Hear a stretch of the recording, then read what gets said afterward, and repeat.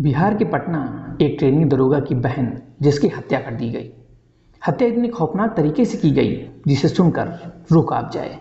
संजना जो आनंदपुरी के किराए के मकान में रहती थी, उसे इतनी खौफनाक तरीके से मौत मिली कि उसने कभी सोचा भी नहीं होगा। संजना को मारने वाला कोई और नहीं था और ना ही कोई पेशेवर अपराधी था, बल्कि उसकी इतनी निर्मम तरीके से हत्या करने वाला उसका बचपन का दोस्त, उसका बॉयफ्रेंड ही निकला। तो हैरानी की बात तो ये थी कि उसके बॉयफ्रेंड सूरज ने खुद तो मार्च में शादी कर ली थी, लेकिन जब संजना की शादी तय हुई तो सूरज संजना से इस कदर खफा हो गया कि संजना को उसने रूह कपा देने वाली मौत दे डाली। लेकिन पुलिस ने भी संजना हत्याकांड के महज 12 घंटों के अंदर गुत्थी को सुलझा लिया और आरोपी सूरज को गिरफ्तार कर लिया। जानकारी के मुताबिक सूरज पिछले 3 महीने से संजना से नाराज चल रहा था, क्योंकि संजना किसी और से शादी करने जा रही थी, जिसको लेकर सूरज संजना की हत्या की प्लानिंग पहले ही कर चुका था। और इसी के चलते वो शुक्रवार को मुजफ्फरनगर से पटना आ पहुंचा और अचानक संजना के कमरे में जा घुसा। तो सूरज ने कहा कि वो आखिरी बार उससे मिलने आया है। सूरज ने अपनी बात कही और संजना को झांसे में ले लिया और फिर दोनों ने आपस में शारीरिक संबंध बनाए, जिसके बाद मौका देखकर सूरज ने संजना के गले में मौका देखकर कैंची घोंप दी।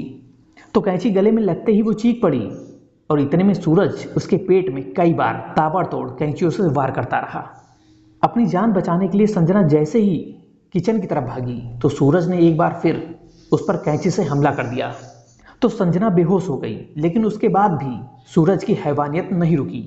उसने रसोई गैस की पाइपलाइन निकाली और संजना के मुंह में ठूंस दिया, जिसके चलते उसके पेट में गैस भर गई।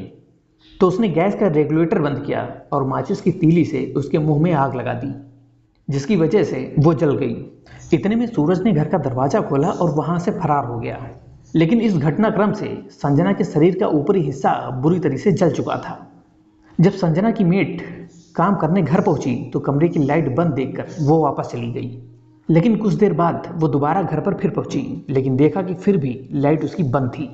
इतने में मेट की नज़र दरवाजे पर पड़ी तो उसने घर का दरवाजा खोला तो अंदर का नज़ारा देख वो सन्न रह गई। उसने तुरंत ही मकान मालिक को इस घटना की जानकारी दी। तो मकान मालिक ने तुरंत ही इसकी सूचना पुलिस को दी।